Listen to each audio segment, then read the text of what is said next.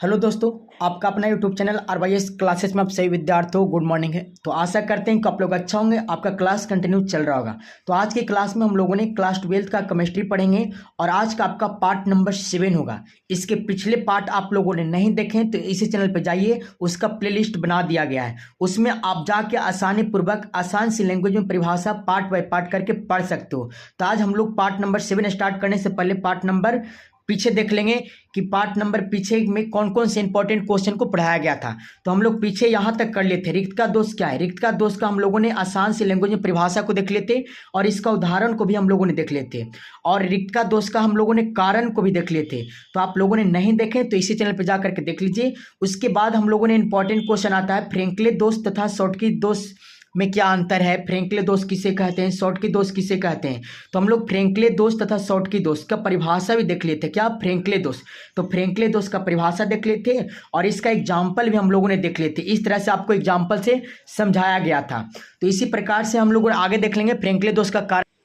तो इस तरह से हम लोगों ने फ्रैंकले दोष का कारण को भी देख लिए थे। उसके बाद हम लोगों ने अगला परिभाषा देखे थे अंतरकाशी दोष किसे कहते हैं। ये भी आपका एग्जाम ऑफ व्यू से इंपॉर्टेंट है। अंतरकाशी दोष का परिभाषा, एग्जाम्पल, उसी तरह से कारण।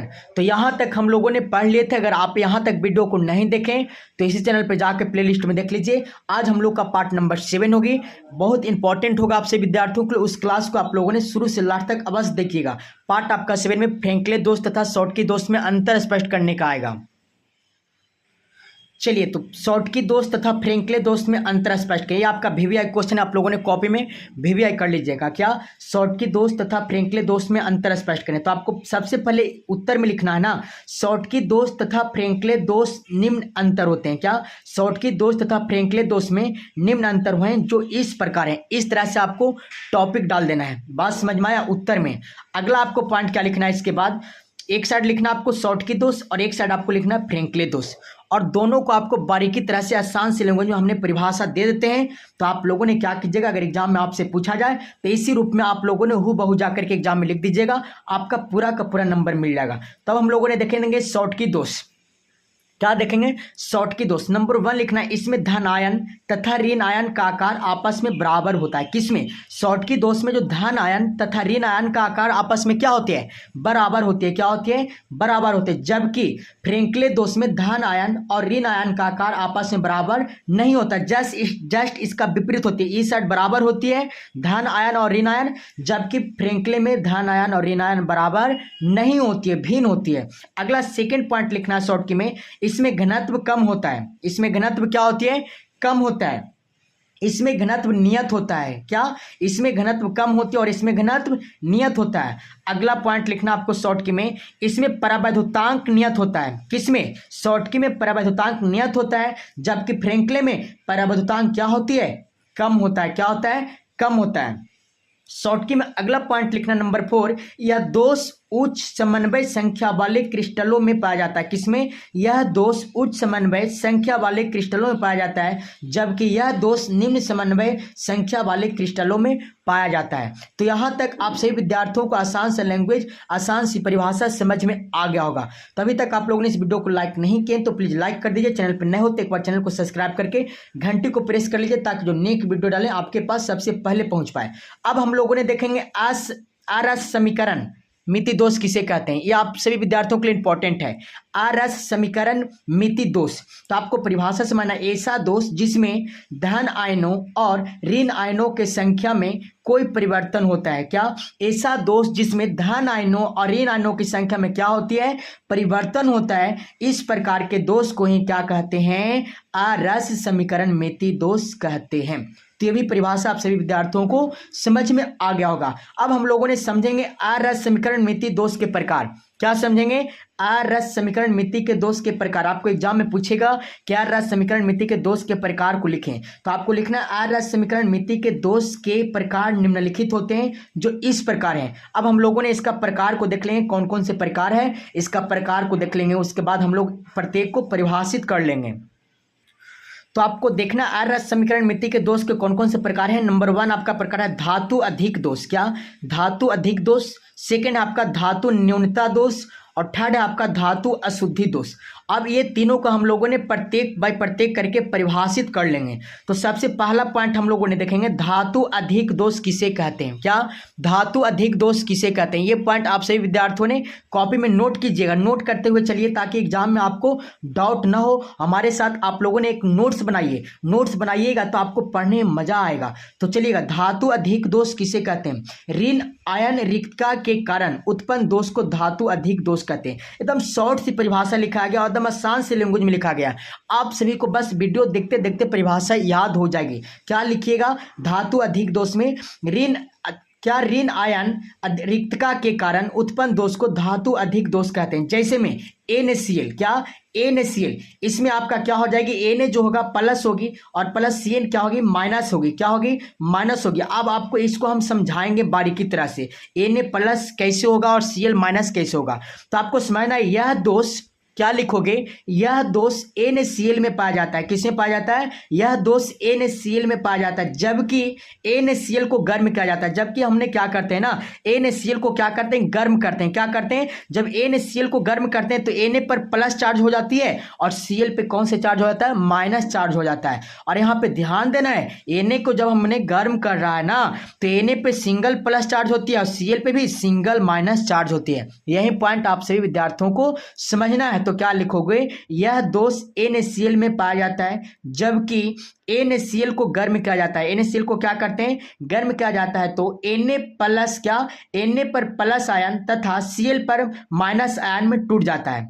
जब NaCl को गर्म करते हैं तो Na प्लस आयन तथा Cl माइनस आयन में क्या हो जाते हैं, NaCl पुनः टूट जाते हैं, टूट जाता है। जिसका अर्थ है कि Na अपना एक इलेक्ट्रॉन Cl को दे देता है। अब जिसका अर्थ क्या हुआ, Na जो है ना, एक इलेक्ट्रॉन किसको दे दिया, Cl को दे दिया। यार Cl को दिया इसलिए जो देता है ना वो प्लस होती है और जो लेता है ना वो माइनस होता है। जैसे मैं कहने का अर्थ हमारा ये हुआ कि आपके पास 4 रुपया है, आपके पास 4 रुपया है और आप अपने भाई को दे दीजिए। तो क्या भाई को आप 4 रुपया दिए तो क्या भाई से आप 4 रुपया नहीं लीजिएगा, अरे भाई आज न कल तो भाई से 4 रुपया लेना है। तो बेचारा भाई आपका कर्ज में चला गया, मतलब भाई आपका माइनस हो जाएगी। अगर आप भाई को पैसा दिए हैं 4 रुपया तो आप प्लस में हो गए। तो यहाँ से पॉइंट आपको समझना, जिसका अर्थ होता है कि Na अपना एक इलेक्ट्रॉन किसको दे दिया, Cl को दे देता है। किसको दे देता है, Cl को दे देता है। और Cl ऋणात्मक या ऋण आयन हो जाता है। ऋणात्मक क्या हो गया, क्यों हो गया Cl,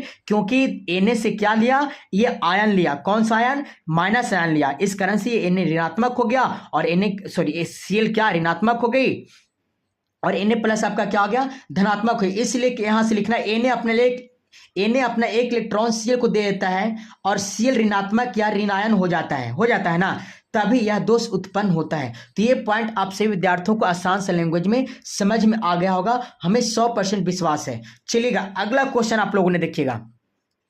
अगला पॉइंट आप सभी विद्यार्थियों को समझना है, धातु न्यूनता दोष किसे कहते हैं। तो आपको पॉइंट लिखना है, यह दोष परिवर्तित संयोजक दर्शाने वाली धातुओं के यौगिक में पाया जाता है। इस प्रकार के दोष को धातु न्यूनता दोष कहते हैं। क्या, यह दोष परिवर्तित संयोजक दर्शाने वाली धातुओं के यौगिक में पाया जाता है। इस प्रकार के दोष को धातु न्यूनता दोष कहते हैं। जैसे में आपका एग्जाम्पल हो गया FeO, FeS, NiO में यह दोष पाया जाता है। तो यह दोष यह सभी में पाया जाता है। तो ये भी पॉइंट आपसे विद्यार्थियों को समझ में आ गया होगा। अब हम लोगों ने अगला पॉइंट देखेंगे, ये भी पॉइंट आपसे विद्यार्थियों के लिए इंपॉर्टेंट पॉइंट होगी। धातु का अशुद्धि दोष, वह दोष जो भिन्न प्रकार के आयनों में उपस्थित के कारण होता है। इस प्रकार के दोष को धातु का क्या कहते हैं, अशुद्धि दोष कहते हैं। एक बार और परिभाषा को समझिएगा, आपसे पूछ दिया जाएगा धातु का अशुद्धि दोष किसे कहते हैं। परिभाषा लिखना है, वह दोष जो भिन्न प्रकार के आयनों में उपस्थित के कारण होता है। इस प्रकार के दोष को धातु का अशुद्धि दोष कहते हैं। क्या कहते हैं, धातु का अशुद्धि दोष कहते हैं। जैसे में आप लोगों ने धातु का अशुद्धि दोष का एग्जाम्पल देख लीजिए, NaCl हो गया, SrCl2 हो गया। NaCl SrCl2 के कुछ मात्रा मिलाने पर Sr पर डबल प्लस आयन, क्या Sr पर डबल प्लस तथा C और Na पे सिंगल प्लस के स्थान को क्या कर लेता है, घेर लेता है। किसके साथ, Sr डबल प्लस के साथ और Na सिंगल प्लस के साथ क्या कर लेता है, घेर लेता है। क्या कर लेता है, घेर लेता है। और इसी को हम लोगों ने क्या कहते हैं, धातु का अशुद्धि दोष कहते हैं। तो ये भी परिभाषा का आपका उदाहरण समझ में आ गया होगा। धातु अशुद्धि दोष किसे कहते हैं, धातु अशुद्धि दोष का जो उदाहरण हमने दिया, ये भी पॉइंट आपसे विद्यार्थियों का आसान सा लैंग्वेज में समझ में आ गया होगा। अब हम लोगों ने अगला पॉइंट देखेंगे, वैद्युतीय गुण किसे कहते हैं। ये भी पॉइंट आपका इंपॉर्टेंट है, वैद्युतीय गुण किसे कहते हैं। तो आप लोगों ने बस इस वीडियो को देखते रहिए, चलिएगा। वैद्युतीय गुण, विद्युत गुण किसी, वैद्युत चाहे तो बोलिए चाहे तो विद्युत बोलिए, दोनों का अर्थ और निष्कर्ष एक ही होती है।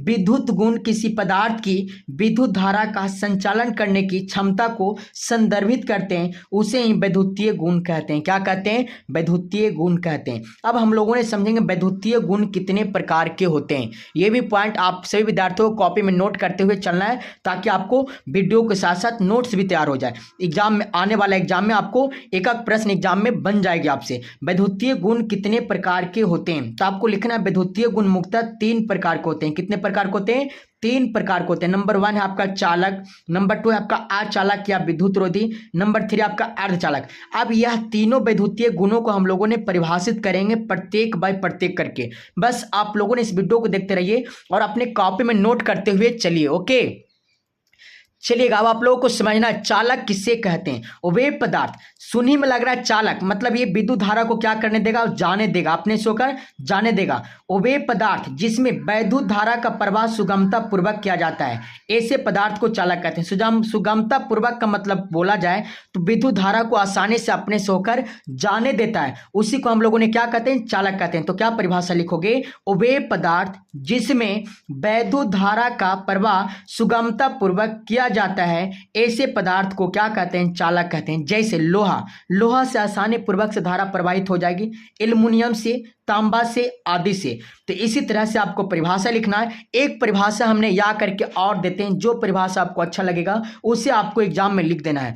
चलिएगा। वे पदार्थ जिसकी चालकता 10 के पावर 4 से 10 के power 7 ohm inverse metre inverse के बीच में होता है, उसे ही चालक कहते हैं। तो ये भी परिभाषा आप सभी विद्यार्थियों को आसान से लैंग्वेज में समझ में आ गया होगा। तभी तक आप लोगों ने इस वीडियो को लाइक नहीं किया तो प्लीज लाइक कर दीजिए, चैनल पर नए हो तो चैनल को सब्सक्राइब कर दीजिए और अपने दोस्तों के पास शेयर कर दीजिए, ताकि अगले क्लास में अधिक से अधिक विद्यार्थी जुड़ पाए। तो चलिए अब हम लोगों ने नेक्स्ट परिभाषा देखेंगे, अचालक या विद्युत रोधी किसे कहते हैं।